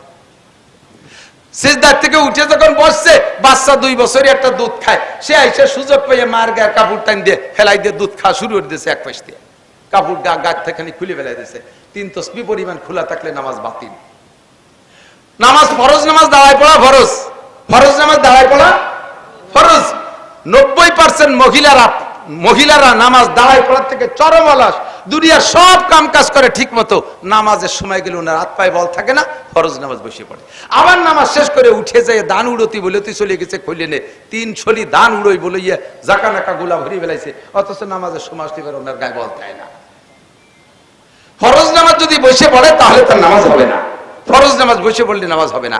এবার আসেন আরেকটা মাসালা, আমরা এবার নামাজ ভাঙ্গার কারণ 19টে, কয়টা নামাজ ভাঙ্গার কারণ কয়টা? 19টে।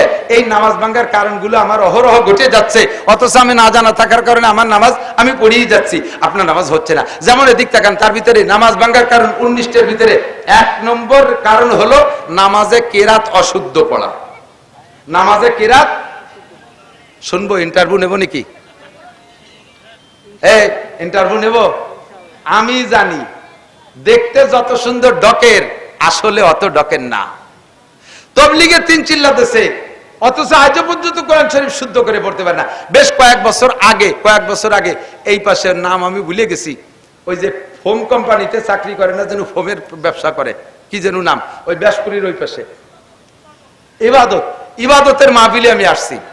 ওই জায়গায় নড়ালির থেকে একটা তবলিগ জামাত এসে, ওই পাশে নড়ালির থেকে, জেলা নড়ালির থেকে তবলিগ জামাত 3 দিন ওখানে কাটানোর পরে তবলিগের আমির সাহেব ওই দিন মাহফিলের দিন শেষ 3 দিনের 3য় দিন, ওই দিন ওই মাহফিল ওনার মসজিদের কাজ সাইরা আমার মাহফিলে আসছে, আইসি আমারে ধরছে, হুজুর আপনি সারা দেশে ওয়াজের মধ্যে তবলিগি রস করেন, আপনার এলাকায় তবলিগ করতে পারেন না? এই এলাকার মুসলমানরা আজও কলেমাটাও পড়তে পারে না। আমি বলে কি মুসলমান কলেমা পড়তে পারে না? এরকম মুসলমান এখনো আছে। কয় হুজুর আমরা যে মসজিদে আসছি, ওই পাশে কোন মসজিদে যেন আসছে, আমাদের মসজিদে 3 দিন পর্যন্ত 3 বুড়োরে কলেমা মস্ক করাচ্ছি, আজকে আমি লাস্টে পরীক্ষা নিছি, আজও কলেমা পড়তে পারে নাই, অথচ নামাজ পড়তে পড়তে কপালে দাগ হয়ে গেছে। নিয়মিত ইশরাক পড়ে, আওয়াবির পড়ে, তবলিগের সময় লাগাইছে, অথচ আজও কলেমাটা শুদ্ধ করে পড়া শেখে। আমি তো পড়ে কি কয় যে আজও আমার লাস্টে ইন্টারভিউতে জব কলেমা শুনেছে লা ইলাহা মুহাম্মাদুর রাসূলুল্লাহ। আমি ধমক দিছি, মিয়া আজ 3 দিন পড়াছি লা ইলাহা ইল্লাল্লাহ মুহাম্মাদুর রাসূলুল্লাহ, এখনো ইল্লাল্লাহ কইতে পারেন আপনি? কি আজ বাদে কাল যাবেন মরে, রাতারাত পড়ে যেতে পারেন, এখনো কলেমাটা শুদ্ধ করে পড়তে পারেন না? সে বুড়ো আমারে কয়, মিয়া সব জায়গার কলেমা একরকম না। বুঝাইছে তোমাকে নড়াইলে কলেমা ইল্লাল্লাহ আছে, আমাকে গুবাইলে কলেমা ইল্লাল্লাহ নাই। ও মুসলমান, নামাজের ভিতরে অশুদ্ধ পড়েন, সূরা ফাতিহা জিজ্ঞেস করলে এর ভিতরে 90% পাবলিক শুদ্ধ করে পড়তে পারবেন না। কথা বলেন ঠিক কি ঠিক না? ইকামত দেন।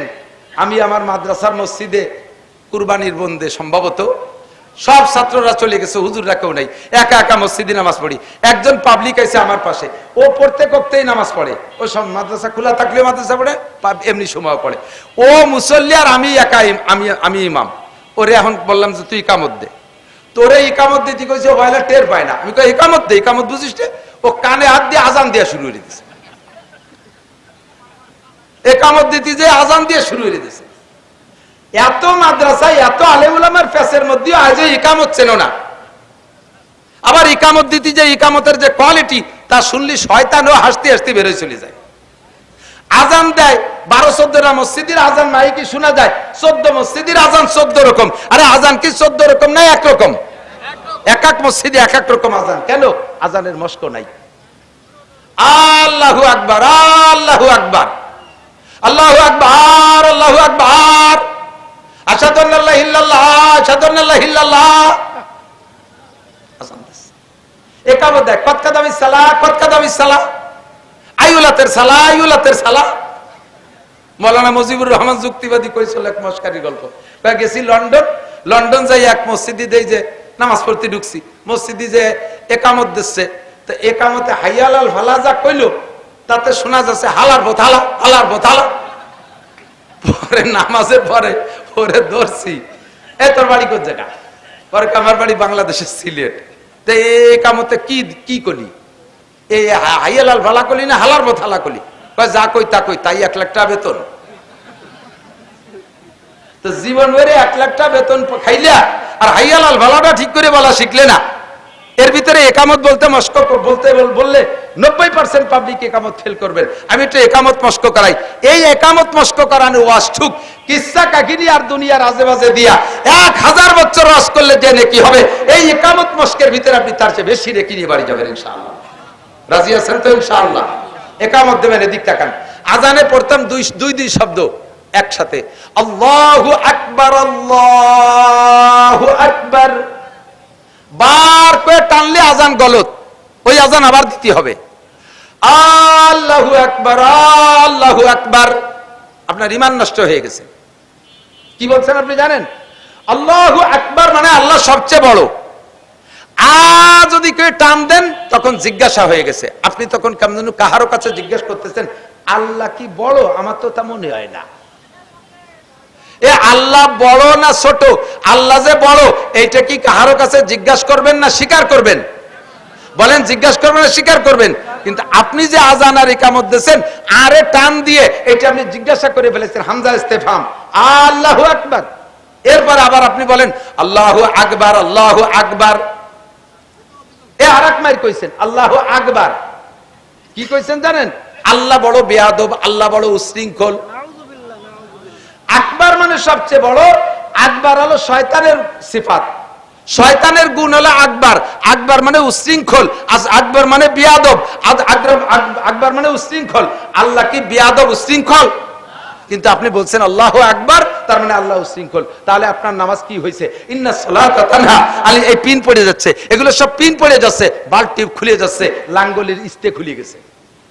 এর কারণে আপনার নামাজে আপনারা বিড়ির থেকে ফিরেতে পারে না, আপনার নামাজে আপনারা বেপরদার থেকে ফিরেতে পারে না, আপনার নামাজে আপনারা সুদে কারবার থেকে ফিরেতে পারে না, আপনার নামাজে আপনারা ঘুষ খাওয়া থেকে ফিরেতে পারে না, আইটেলা থেকে ফিরেতে পারে না, জারি যাত্রা করসা গাজীর গান থেকে ফিরেতে পারে না, আপনার নামাজে আপনারা ঠাউর বাড়ি মেলায় যার থেকে ফিরেতে পারে না, মদ গাজা ইয়াবা ফেন্সিডিল হিরোইন থেকে ফিরেতে পারে না, পরের জমি জাল দলিল করা থেকে ফিরেতে পারে না, জিনা ব্যভিচার থেকে ফিরাইতে পারে না, দুধে পানি দিয়া থেকে ফিরাইতে পারে না, মিথ্যে কথা থেকে ফিরাইতে পারে না। নামাজের দায়িত্ব ছিল এই সমস্ত আকাম থেকে ফিরেলো, কিন্তু আপনি নামাজ দ্বারাই শুদ্ধ করতে পারেন নাই, এর কারণে আপনার কোন আকাম থেকে ফিরেতে পারতেছে না। কষ্ট হচ্ছে? অপ্রয়োজনীয় কিছু বলতেছি? সমস্যাগুলো আছে না নাই কথা বলেন। এরপরে এদিক তাকান, এবার একটু আজান একামতটা মস্ক করাই দে, এদিক এদিক আজান দেবে মুয়াজ্জিন। অনেকে আজান দেওয়ার জন্য পাগল, বুড়ো জীবন ভরে আজান দিয়েছে ভুল আজান।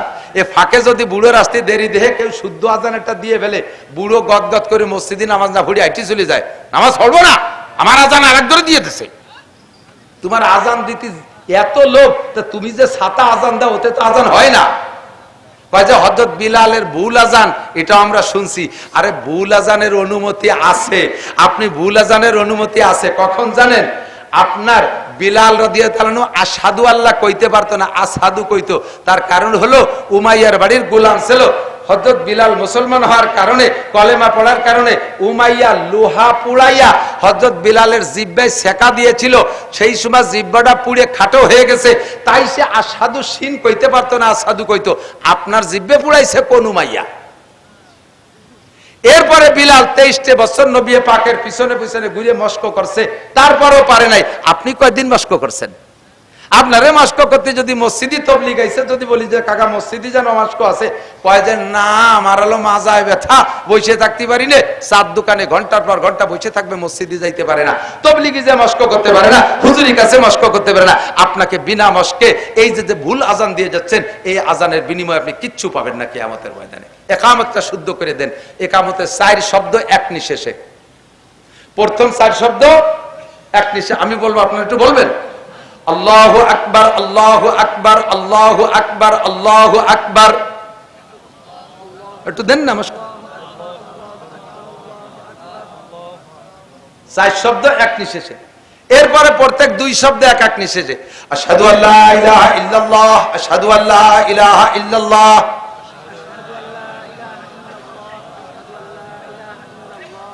আশহাদু আন্না মুহাম্মাদার রাসূলুল্লাহ, আশহাদু আন্না মুহাম্মাদার রাসূলুল্লাহ।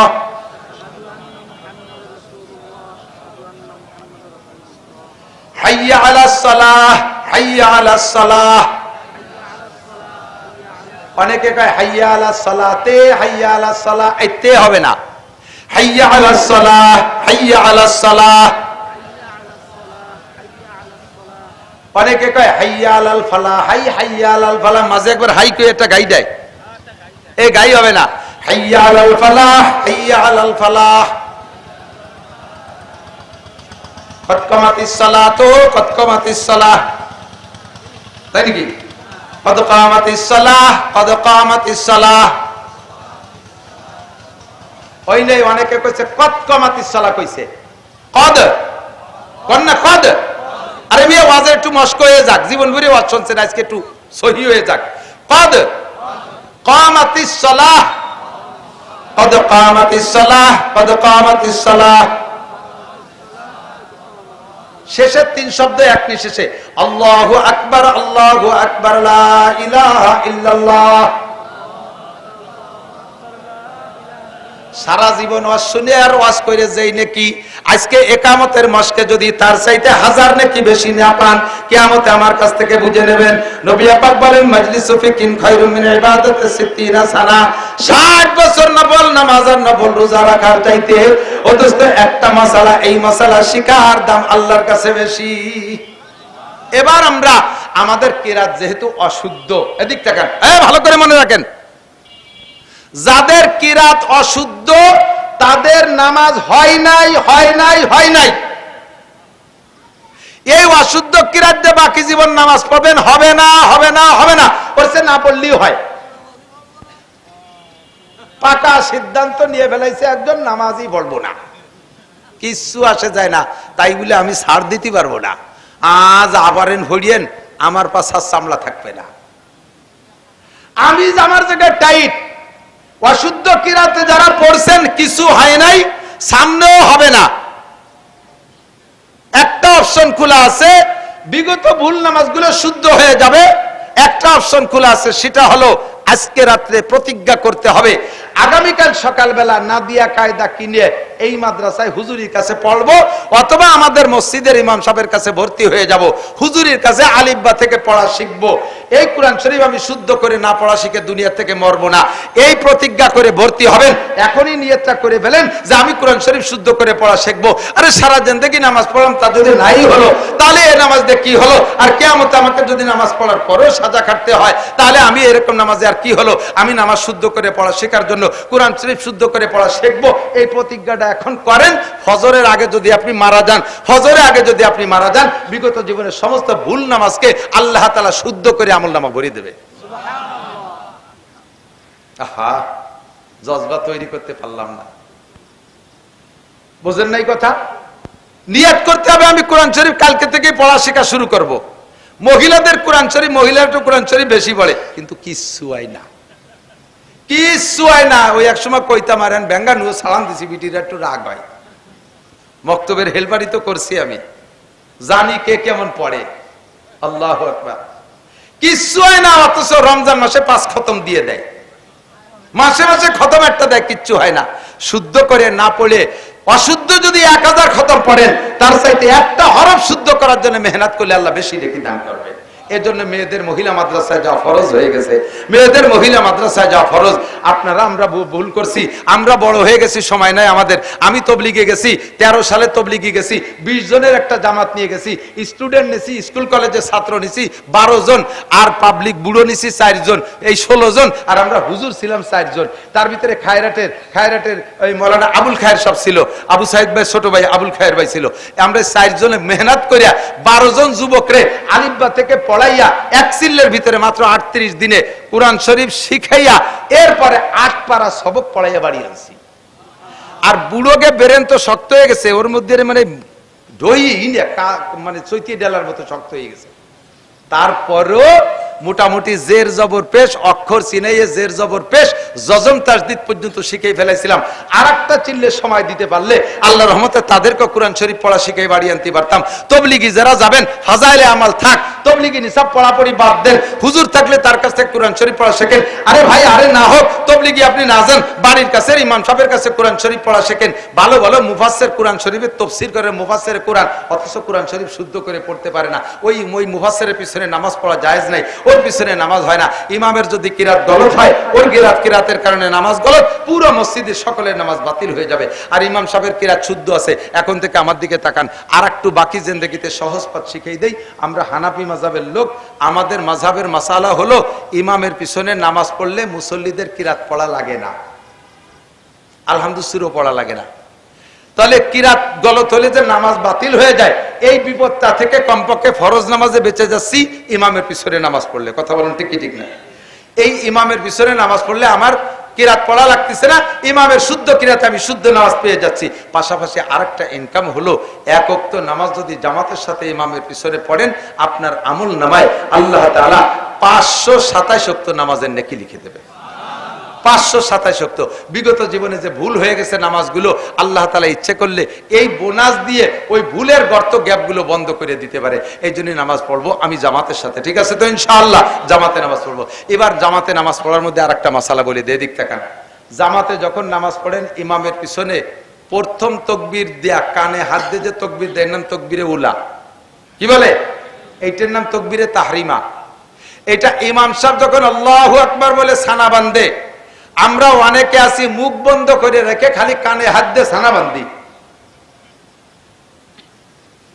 প্রথম তাকবীর সব মুসল্লিদের উপরে ফরজ, প্রত্যেক মুসল্লির উপরে। যেই যখন নামাজে জয়েন করবেন, প্রথম তাকবীর আল্লাহু আকবার বলা, কানে হাত দেয়া সুন্নাত। কানে হাত না দিলেও নামাজ হয়ে যাবে।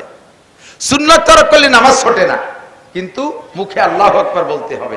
আপনি এদিক তাকান। এবার ইমাম সাহেবরে যাইয়ে পাইছেন আপনি রুকুতি, কোন হালাতে? রুকুতি পাইছেন। এখন যদি আপনি ইমাম সাহেবের রুকু অবস্থায় ধরে বসতে পারেন, রুকুতি যা পেয়ে যান, তাহলে ওই রিকাতটা পাইছেন। ওই এক রিকাতের দাম 527 রিকাত। একটু কোন সুবহানাল্লাহ। যদি ইমাম সাহেব রুকুতে উঠে যাওয়ার পরে আপনি দাঁড়াইছেন, ওই রিকাতটা পান নাই। সিজদা পাইছেন, রুকু পান নাই, নামাজ ওই রিকাত আপনি পান নাই। ভালো করে মনে রাখবেন। এই জায়গায় অনেকে ভুল করে, রুকুতে ইমাম সাহেব সিজদা গেছে, ইমাম সাহেবের সাথে সিজদা গেছে, রুকু পাই নাই, মনে করছে রিকাত পেয়ে গেছি। আপনি কিন্তু ওই রিকাত পান না। ওই রিকাত সালাম ফিরের উপরে আবার পড়িয়ে দিতে হবে। এবার রুকু পাওয়ার জন্য শর্ত কতটুকু, এটুকু শোনেন। আপনি আল্লাহু আকবার বলে রুকুতি যে ইমাম সাহেব সামি আল্লাহর সিন বলার আগে কমপক্ষে একবার আপনি বলতে সুযোগ পাবেন সুবহান রাব্বিল আযীম। একবার যদি ইমাম সাহেব সামি আল্লাহ বলার আগে রুকুতি পেয়ে যান, তাহলে রুকু পাইছেন, মানে ওই রিকাতটা পেয়ে গেছেন। এখন ইমাম সাহেব রুকুতি আছে, খুব ক্রিটিক্যাল মাসালা। ইমাম সাহেব রুকুতি আছে, আপনার যাইয়ে তো কাজ বাকি রয়েছে মেলা কিছু। 1 নম্বরে ইন্নী ওয়াজহাতু, 2 নম্বরে নাওয়াইতুয়ান, 3 নম্বরে আল্লাহু আকবার বলে সানা। এই সানা চুল্লা বান্তি বান্তিতে ইমাম সাহেব রুকুতে উঠে যাবে। আপনি কি করবেন? এই সময় আপনার ইন্নী ওয়াজহাতুর দরকার নাই, এই সময় আপনার নাওয়াইতুয়ানের দরকার নাই, এই সময় আপনার সানা সুবহানাকার দরকার নাই। দরকার আছে কি? 2টা তাকবীর দিবেন, আল্লাহু আকবার কয়ে সানায় হাত দিয়ে আল্লাহু আকবার করে রুকুতে চলে যাবেন। ইমাম সাহেবের রুকুতি পাইছেন তো রাকাতটা পাইছেন, রাকাতটার দাম 527 টাকা। মাগরিবের 3 রিকাতে দিক তাকান। মাগরিবের 3 রিকাতে পাইছেন 1 রিকাত, পাইছেন 1 রিকাত, 2 রিকাত পান নাই। কয় রিকাত? 2 রিকাত পান নাই। এই 1 রিকাত ইমাম সাহেবের পিছনে পাইছেন, ইমাম সাহেব সালাম ফিরানোর পরে আপনারা 2 রিকাত পড়তে হবে না? এই 2 রিকাত ইমাম সাহেব সালাম ফিরানোর পরে আবার, আর এই জায়গায় আরেকটা মাসালা, ইমাম সাহেব একদিক সালাম ফিরে দেওয়ার সাথে সাথে আপনি উঠে যাবেন না। হ্যাঁ মিয়া দিক তাকান। ইমাম সাহেব একদিক সালাম ফিরানোর পরে সাথে সাথে আপনি উঠে যাবেন না, কারণ হতে পারে একদিক সালাম ফিরে ইমাম সাহেব তো সজদাও দিয়ে বসতে পারে। কাজেই দ্বিতীয় দিক বাম দিক সালাম ফিরানোর আগে আপনি উঠবেন না। ইমাম সাহেব একদিক সালাম 2 দিক সালাম ফিরানোর পরে আপনি উঠে যে 2 রিকাত নামাজ পড়েন। মাগরিবের 3 রিকাতে 1 রিকাত পাইছেন, 2 রিকাত পান নাই। এই 2 রিকাত আপনি কিভাবে পড়বেন? আমার মনে আছে এই ব্যাসপুর মসজিদে, এই ব্যাসপুর মসজিদে সে সময় মোটরসাইকেলে চলি, যাব বলমারি, ওই জায়গায় এসে মাগরিবের নামাজ পড়ছি। ব্যাসপুর ওই যে বটতলার যে মসজিদ, ওই মসজিদে নামাজ পড়তে আমিও 1 রিকাত পাইছি, আমার সাথে আরেকজন 1 রিকাত পাইছে। 2 রিকাত আমরা পাইলেই আমার পাশের জন ওনার কায়দায় পড়ছে, আর আমি আমার কায়দায় পড়ছি, কিতাবের কায়দায়। সালাম ফিরেই ওই লোক বসে রয়েছে আমারে অ্যাটাক করবে বলে। সালাম ফিরে আমারে বলতেছে, হুজুর আপনার তো হুজুর হুজুর মনে হয়। আমার সে সময় উনি চেনে না। আপনার তো মৌলবী হুজুর হুজুর মনে হয়, এই নামাজ কিরম পড়লেন? আমি তো যেরকম পড়ার দরকার সেইরকমই তো পড়ছি। কেন? আমি শিওর আপনি ভুল পড়ছেন। উনি পড়ছে কিভাবে? সালাম ফিরানোর পরে উঠে একবারে 2 রিকাত পড়ে শেষ বৈঠক দিয়েছে। নিয়ম হলো 1 রিকাত যদি শেষ রিকাত পান, তাহলে 2 রাকাত ছুটে গেছে। সালাম ফিরানোর পরে আপনি উঠা প্রত্যেক রাকাতে রাকাতে বসতে হবে, প্রত্যেক রাকাতে বসতে হবে, আরো 2টা বৈঠক করতে হবে। আমি আমার নিয়মে পড়ছি, উনি কয় আপনি ভুল পড়ছেন। আমি বলে ভুল পড়ছি কিভাবে? কয় কি, আল্লাহ তাআলা মাগরিবের নামাজে 3 রাকাতে 2টা বৈঠক পাবে, আল্লাহ 2টা বৈঠক পাবে। তা এক বৈঠক তো ইমাম সাহেবের সাথে দিছি, আর 2 রাকাত বাকি আছে, 2 রাকাত পড়িয়ে শেষবারে আর এক বৈঠক দিলে 2 বৈঠক হয়ে গেল। আমি বলে এটাকে আপনি কিতাবে পাইছেন কোন জায়গায়? কিতাবে পাবো কা, নিজের একটা বুঝ আছে না। 2 রাকাত 3 রাকাত নামাজে 2 বৈঠক, তো এক বৈঠক দিছি আর এক বৈঠক বাকি আছে। নিজের বুঝ হিসেবে পড়লে হবে না, আপনাকে এবার প্রত্যেক রাকাতে বসতে হবে। কথা বলেন ঠিক না? আরেকটা মাসালা বলি, পিন মার্কা মাসালা, এদিক তাকান। এর একটা মাসালার দাম 60 বছর নফল নামাজ নফল রোজার চাইতে বেশি। সেটা হলো জোহরের নামাজ 4 রাকাত, ইমামের পিছনে পাইছেন 1 রাকাত, কয় রাকাত বাদ আছে? 3 রাকাত।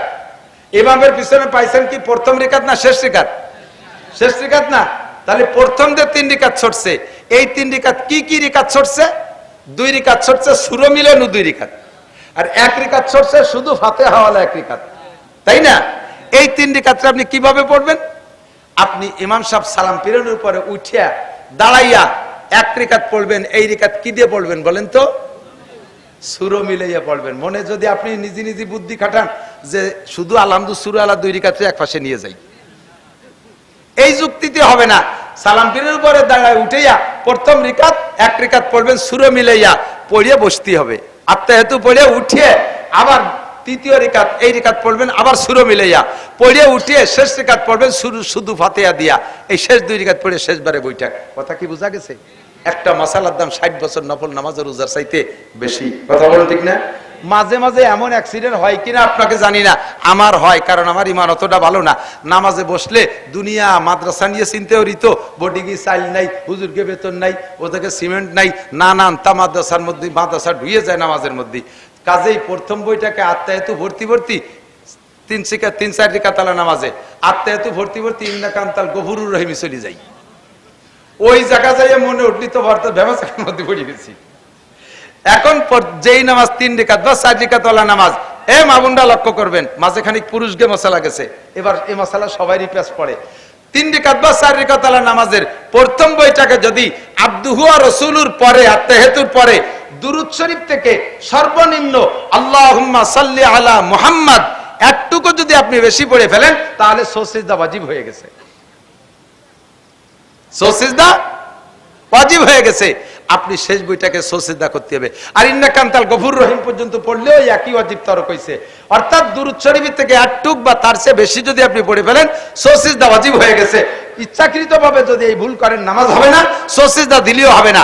আর অনিচ্ছাকৃত এই ভুল হয়ে গেলে শেষ বইটাকে সুজদা দিয়ে সমাধান করতে হবে। আপনার এই মশলা না জানা থাকার কারণে জিন্দেগিতে এমন ভুল যা করছেন ওই নামাজগুলো আবার পড়তে হবে, নইলে একাক ওয়াক্ত নামাজের জন্য 230 কোটি 40 লক্ষ বছর জাহান্নামে পড়তে হবে। আর একটা জরুরি মশলা বলবো, সে মশলাটা এদিক তাকান। সিজদার থেকে উঠে পুরো টান হয়ে বসা কতটুক টাইম? আল্লাহুম্মা গফিরলি ওয়ারহামনি ওয়াহদিনি ওয়ারযুকনি ওয়াআফিনি, এই দোয়াটা পড়তে যতটুক টাইম লাগে আপনি দোয়া পারলে পড়েন, না পারলে অতটুক টাইম সোজা করে বসে থাকতে হবে। নইলে সিজদাতে উঠেই যদি আপনি বিরতিহীন ভাবে চলে যান, দ্রুত চলে যান, আপনি ইচ্ছাকৃতভাবে ওয়াজিব তরক করেছেন, আপনার নামাজ বাতিল, সিজদা দিলে সারবে না। রুকুর থেকে উঠে জাকি দিয়ে আবার সিজদায় চলে গেছেন, পুরো টান টান হয়ে দাঁড়ান নাই।